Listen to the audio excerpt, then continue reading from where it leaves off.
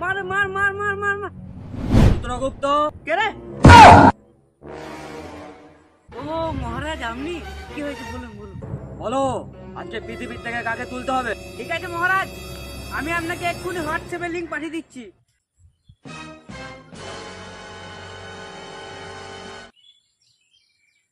ঠিক আছে, চলো।